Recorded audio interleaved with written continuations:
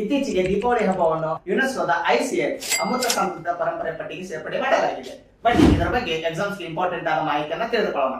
ಐಸಿಎಚ್ intangible cultural heritage ಇದನ್ನು UNESCO convention 2003ರಲ್ಲಿ ಸಾಂಸ್ಕೃತಿಕ ಸಂಪ್ರದಾಯಗಳು ಹಾಗೂ ಆಚರಣೆಗಳನ್ನು ಸಂರಕ್ಷಿಸುವ ಉದ್ದೇಶದಿಂದ ಜಾರಿಗೆ ತರಲಾಯಿತು. ಇತ್ತೀಚೆಗೆ ಐಸಿಎಚ್ ನ 20ನೇ ಅಧಿವೇಶನವು ನವದೆಹಲಿಯಲ್ಲಿ ನಡೆದಿದ್ದು ಮೊಟ್ಟ ಮೊದಲ ಬಾರಿಗೆ ಇದಕ್ಕೆ ಭಾರತವು ಆತಿಥ್ಯ ವಹಿಸಿದೆ. ಇದೇ ಸಂದರ್ಭದಲ್ಲಿ ದೀಪಾವಳಿ ಹಬ್ಬವನ್ನು ಐಸಿಎಚ್ ಲಿಸ್ಟ್ಗೆ ಸೇರ್ಪಡೆ ಮಾಡಲಾಗಿದೆ. ಹಾಗಾದ್ರೆ ಭಾರತದಲ್ಲಿ ಐಸಿಎಚ್ ಗೆ ಸೇರ್ಪಡೆಯಾಗಿರುವ ಒಟ್ಟು ಅಂಶಗಳು ಎಷ್ಟು? 16.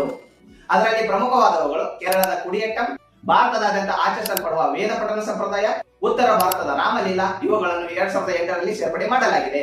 ಮತ್ತು ಇತ್ತೀಚಿನ ದಿನಗಳಲ್ಲಿ ನೋಡ್ತಾ ಹೋದ್ರೆ ಕುಂಭಮೇಳ 2017ರಲ್ಲಿ, ಕೋಲ್ಕತ್ತಾದ ದುರ್ಗಾ ಪೂಜೆ 2021ರಲ್ಲಿ, ಗುಜರಾತ್ನ ಗರ್ಭಾ ನೃತ್ಯ 2023ರಲ್ಲಿ ಮತ್ತು ಭಾರತದಾದ್ಯಂತ ಆಚರಿಸಲ್ಪಡುವ ದೀಪಾವಳಿ ಹಬ್ಬವನ್ನು 2025ರಲ್ಲಿ ಸೇರ್ಪಡೆ ಮಾಡಲಾಗಿದೆ. ಇದೇ ರೀತಿ ಹೆಚ್ಚಿನ ವಿಡಿಯೋಸ್ ಆಗಿ ನಮ್ಮ ಎಎಸ್ ಸ್ಪರ್ಧಾಶಾಲಾ ಪೇಜ್ ಅನ್ನು ಫಾಲೋ ಮಾಡ್ಕೊಳ್ಳಿ. Thank you.